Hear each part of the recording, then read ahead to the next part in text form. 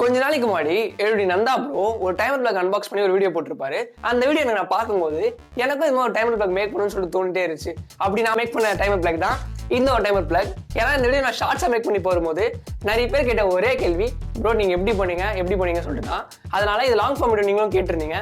So இந்த video ஒரு long form video தான். எப்படி மேக் பண்ண இதுக்குள்ள நான் யூஸ் பண்ணியிருக்கேன். ஸோ இதை கம்ப்ளீட்டாக பண்ணும்போது நீங்களும் அதை பார்க்கும்போது நீங்களும் இதே மாதிரி ஒன்று பண்ண முடியும் end of the video. So உங்கள் ஃப்ரெண்ட்ஸ் யாரா பண்ண ஆசைப்படாத இந்த வீடியோ ஷேர் பண்ணி விட்டு சேவ் பண்ணி வச்சுட்டு நம்ம பேர் ஃபாலோ பண்ணிக்கோங்க. ஸோ டைம் வேஸ்ட் பண்ணாமல் சீக்கிரம் வீடியோக்குள்ள போயிடலாம். ஸோ நான் தான் உங்கள் Dinesh. Welcome to the trend. First பார்த்தீங்கன்னா இது இந்த ப்ராஜெக்ட் பண்ணலாம்னு சொல்லி ஸ்டார்ட் பண்ணதுக்கப்புறம் இதுக்கு ஒரு கேசிங் தேவைப்படும்னு சொல்லி யோசித்தேன். அதை நம்ம எப்படி வேணால் பண்ணியிருக்கலாம், பட் ஒரு ப்ராப்பர் ப்ராடக்ட் மாதிரி இருக்கணும்னு சொல்லிட்டு நம்ம வீட்டுக்குலாம் யூஸ் பண்ணுற ஒரு ஜங்ஷன் பாக்ஸ் கேசிங் நான் வாங்கியிருக்கேன். இது செம்ம ப்ரீமியமாக இருந்துச்சு.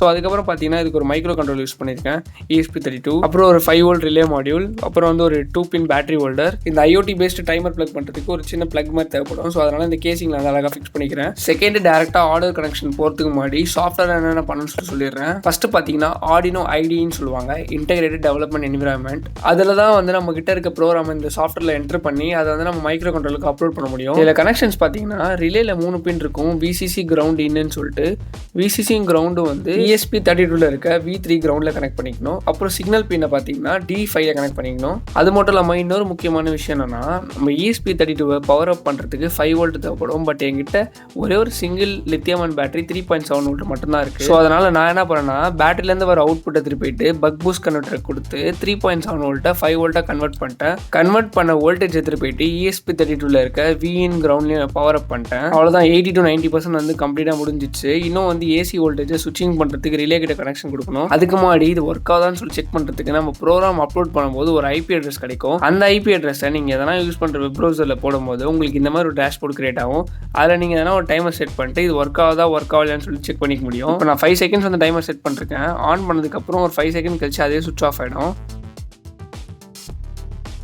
ஸோ இந்த ப்ளக்கை வந்து இப்போ ரிமூவ் பண்ணிவிட்டு இதில் 3 wire வரும், எர்த்து, நியூட்ரல், லைனுன்னு சொல்லிட்டு இந்த 3 wire எடுத்துகிட்டு போயிட்டு சாக்கெட்டில் கனெக்ட் பண்ணணும். அப்போ தான் வந்து நான் மொபைலை சார்ஜ் பண்ணுறதுக்காக சாக்கெட்டை கனெக்ட் பண்ணும்போது ப்ளக்லேருந்து சாக்கெட்டுக்கு பவர் வரும். இது இப்போ பேசிக்காக எப்படி ஒர்க் ஆகும்னா, இப்போ நான் வந்து ஒரு 10 நிமிஷம் தான் சார்ஜ் பண்ணணும்னு சொல்லிட்டு மைண்டில் செட் பண்ணிட்டேன்னா நான் வந்து சுவிட்சை போட்டு நான் பாட்டு வேலையை பார்த்துட்டு ஒரு 10 நிமிஷம் கழிச்சு வந்து ஆஃப் பண்ணுவேன். இதை வந்து IoT மூலமாக வந்து ஆட்டோமேட் பண்ணணும்னு சொல்லிட்டு இந்த மாதிரி ஒரு IoT பேஸ்ட் டைமர் பிளக் நான் பண்ணியிருக்கேன். அது வந்து நம்ம ரிலே மூலமாக வந்து ஆட்டோமேட்டிக்காக வந்து ஆன் ஆஃப் பண்ணுவோம் எலக்ட்ரிக்கல் சிக்னல் மூலமாக. அதே நம்ம நார்மலாக வந்து மேனுவலாக சுவிட்ச் ஆன் பண்ணி ஆஃப் பண்ணுற மாதிரி தான். ஸோ வந்து இந்த பிளக் எடுத்து போய் நம்ம பின்னாடி ஒட்டிட்டு உள்ளே வந்து நம்ம அழகாக ஃபிக்ஸ் பண்ண ஸ்டார்ட் பண்ணிடலாம் இல்லைன்னா கனெக்ஷன் சொல்லிட்டு. இப்போ பேட்டரியிலேருந்து பவர் வந்து சுவிட்ச் மூலமாக தான் போகும். ஸோ சுவிட்ச் எப்போ ஆன் பண்ணுறோம் அப்போ தான் பேட்டரியிலேருந்து சப்ளை வந்து ESP32 வந்து ரிலே மூலமாக ஆனோ இல்லை ஆஃபோன்னு சொல்லிட்டு ஆட்டோமேட்டிக்காக வந்து எலக்ட்ரிக்கல் சிக்னல் மூலமாக வந்து ஒர்க் ஆகும். அப்புறம் ரிலேல வந்து 3 விஷயம் இருக்கும். NC காமன் சொல்லிட்டு, NOனா வந்து எப்பவுமே நார்மலி ஓப்பனாகவே இருக்கும். NC வந்து நார்மலி க்ளோஸ்டில் இருக்கும். காமன்னா வந்து நம்ம எதனா ஒரு வயர் வந்து கனெக்ட் பண்ணிக்கலாம். ஸோ நம்ம AC வோல்டேஜை மட்டும் ப்ராப்பராக ஹேண்டில் பண்ணுறதுக்காக ரிலே மூலமாக வந்து ஆன் ஆஃப் பண்ணுவோம்.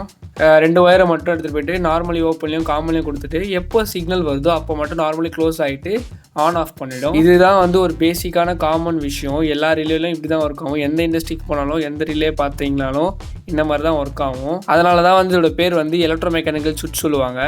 ஏன்னா இது வந்து லோ பவர் யூஸ் பண்ணி நம்மளால் வந்து ஹை பவர் அப்ளிகேஷன்ஸை வந்து ஆன் ஆஃப் பண்ணிக்க முடியும், லைக் கண்ட்ரோல் பண்ணிக்க முடியும். ஸோ இப்போ நீங்கள் இந்த ப்ராஜெக்ட் பண்ண போகிறது தான் உங்களுக்கு தேவைப்படுற கோடு, பின் கான்ஃபிகரேஷன், காம்போனன்ட் லிஸ்ட்டு எப்படி இதெல்லாம் பண்ணணும்னு சொல்லிட்டு ஒரு ஸ்டெப் பை ஸ்டெப்பாக வந்து ஒரு லேர்ன் வித் டீட்டெயில்னு சொல்லிட்டு ஒரு பிளாகில் கிரியேட் பண்ணி வச்சிட்டேன்.